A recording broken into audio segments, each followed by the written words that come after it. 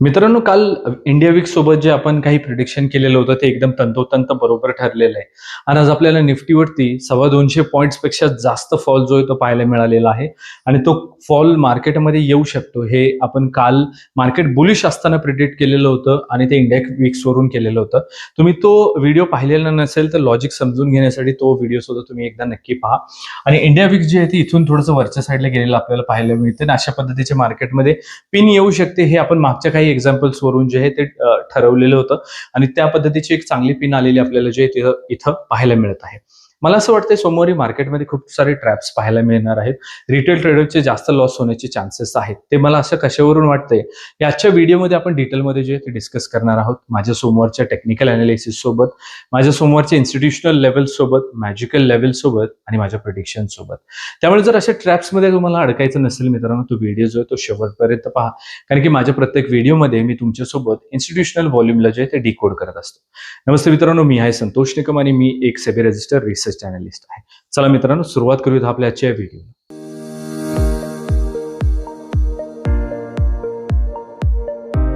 मित्रांनो, व्हिडिओला आपण सुरुवात करणार आहोत सोमवारच्या माझ्या निफ्टीच्या लेव्हल्स पासून आणि माझ्या प्रिडिक्शन पासून.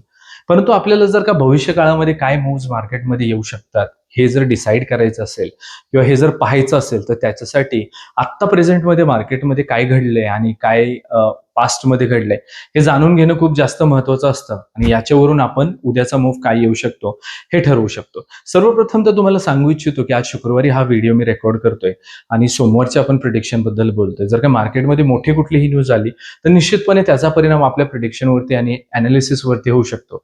हे देखील तुम्हाला इथं समजून घ्यावं लागणार आहे, कारण की कधी कधी मार्केट न्यूजला खूप फास्टमध्ये रिॲक्ट करत असतं. सर्वप्रथम तर आपण थोडक्यात जे आहे ते आज मार्केट कसं राहिलेलं आहे हे एकदा समजून घेऊयात. त्याच्यामुळे आणि त्याच्यावरून आपल्याला जे ते उद्या मार्केट कसं राहू शकेल याचा अंदाज लावणं जे थोडंसं सोपं होऊन जाईल.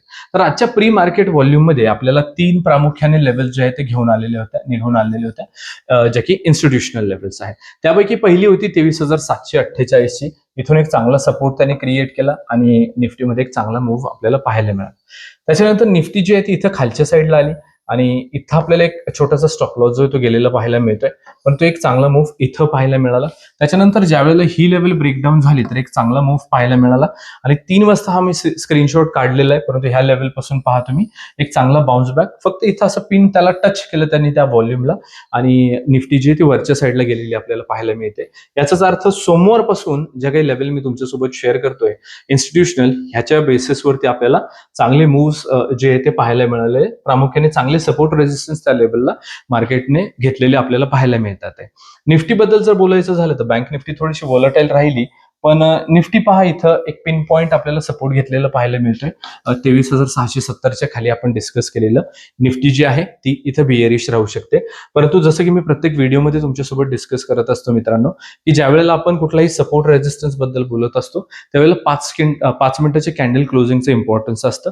कॅन्डल क्लोज झाली पाहिजे, पुढच्या कॅन्डलने त्याचा हाय लो ब्रेक केला तरच त्या सपोर्ट रेजिस्टन्सला ब्रेकआउट आला असं आपण इथं कन्सिडर करू शकतो. आणि त्याने फक्त इथं टेस्ट केलं होतं, फक्त सपोर्ट घेतला आणि तिथून वरती गेली होती निफ्टी. त्याच्यानंतर परत एकदा निफ्टी जी आहे ती नो ट्रेड झोनमध्ये आली, थोडंसं एक बाउन्स बॅक आपल्याला पाहायला मिळाला आणि एंड ऑफ द डे इथून ब्रेकडाऊन जो आहे तो निफ्टीवरती पाहायला मिळालेला आहे.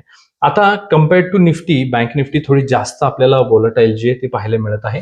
पहिली 5 मिनिटाची जी निफ्टीची बँक निफ्टीची जी कॅन्डल तिने बनवलेली होती त्याची जी रेंज होती त्या रेंजला डायरेक्ट 3 वाजता ब्रेकआउट आलेला होता आणि 3 हा कुठलाही इंट्राडे ट्रेड करण्याचा वेळ नव्हता आणि ही पहिल्या 5 मिनिटाची रेंज जी आहे ती पूर्ण दिवसभर कायम राहिल्या कारणामुळे निफ्टीवरती कुठलाही ट्रेड माझ्या अनालिसिसवरती तर बनलेला मला पाहायला मिळत नाही. कारण की ऍटलीस्ट कुठल्याही दिवसाला आपण एक ट्रेंडिंग दिवस तेव्हाच म्हणू शकतो की ऍटलीस्ट ज्या वेळेला 5 मिनिटाच्या ऍटलीस्ट कॅन्डलला जो आहे तो ब्रेकआउट येत असतो, तसं काही झालेलं आपल्याला पाहायला मिळत नाही.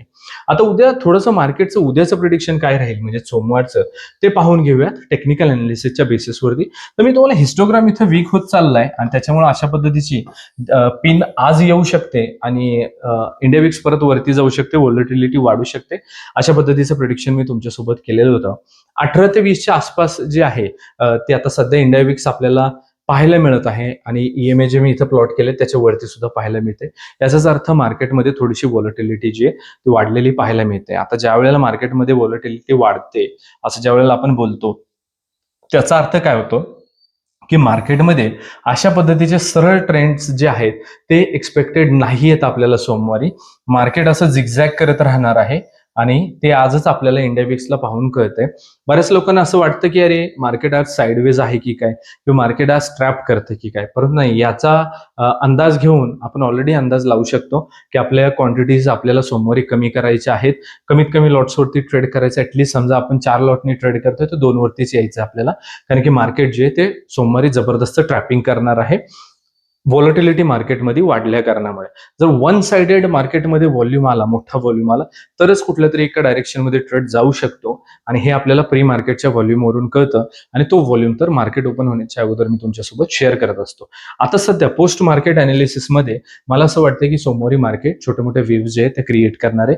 याचाच अर्थ आपले टार्गेट्स छोटे राहतील, त्यामुळे आपल्याला आपले स्टॉप लॉसेस सुद्धा छोटे करावे लागणार आहे, ते स्ट्रिक्ट ठेवावे लागतील आणि अशा पद्धतीने लेवलच्या बेसिसवरती आपण त्यांना ट्रॅक करू शकतो. या व्हॉलटिलिटीमुळे मला असं वाटतं की मार्केटमध्ये थोडीशी जास्तच व्हॉलटिलिटी सोमवारी राहील आणि त्याच्यामुळे ट्रेडर्सचे स्टॉप लॉसेस जाण्याचे जास्त चान्सेस आहेत आणि त्यामुळेच मला असं वाटतं की तुम्ही तुमच्या क्वांटिटी सुद्धा जे आहे ते सोमवारसाठी रिड्यूस केले पाहिजेत. आता इथं आपण एक शॅडो जी आहे ती पाहिलेली होती, कालच्या व्हिडिओमध्ये डिस्कस केलं, तर आज सुद्धा तिथेच रिजेक्शन आलेलं आपल्याला पाहायला मिळतंय. याचाच अर्थ थोडंसं आपल्याला बेअरिश ट्रेंड मार्केटमध्ये पाहायला मिळू शकतो. पण व्हॉलटिलिटी मार्केटमध्ये हाय आहे, त्याच्यामुळं थोडं सायकोलॉजिकली मार्केट काय करेल, पहिल्यांदा ह्या डे लोला ब्रेकडाऊन देईल, वरच्या साईडला जाईल, या कॅन्डलच्या 50% जाऊन परत असं खाली आणि खाली वर करत राहील मार्केट. तर त्याच्यासाठी तुम्हाला 50%ची लेवल मार्क करावी लागेल. 50%ची लेवल कशी मार्क करणार, समजा ह्या लेवलला करायचं, इथून फिबोनाकीचं टूल जे आहे ते यूज करायचं इथपर्यंत आणि इथं 0.5 ची लाईन येईल, तिथे एक लाईन टाकायची आहे तुम्हाला आणि ते तुमच्यासाठी एक रेजिस्टन्स म्हणून काम करेल. आता बँक निफ्टीवरती एक इनसाइड कॅन्डल पाहायला मिळते, खालच्या साईडनी जास्त वीक नाहीये, म्हणजे निफ्टीपेक्षा बँक निफ्टीमध्ये थोडंसं सेलिंग प्रेशर जास्त पाहायला मिळतोय. याचाच अर्थ जर का याचा लो गेला तर बँक निफ्टीवरती सुद्धा एक चांगला आपल्याला सेलिंग जे आहे ते सोमवारी पाहायला मिळू शकतो. लेवल्स बद्दल जे आहे ते बोलूयात मित्रांनो. आता एंट्री कुठं घ्यायची याची तुमच्याकडे 100 उत्तर असू शकतात. ह्या इंडिकेटरच्या बेसिसवरती ह्या लेवल, ह्या सपोर्ट रेजिस्टन्सच्या ब्रेकआउटवरती, आणि तसे 10-20 ट्रेड तर एका दिवसात होऊन पण जातात. त्यामुळे एंट्री कुठं घ्यायची हे तुम्हाला माहिती असतं, एंट्री कुठे नाही घ्यायची हे माहित नसतं. पहिल्यांदा त्याच्यापासून सुरुवात करूया. आणि बोल्डमध्ये मी तुमच्यासाठी इथे लिहून ठेवले नो ट्रेड झोन म्हणून, त्याच्यामुळे ह्या झोनमध्ये ट्रेड करायचा नाहीये.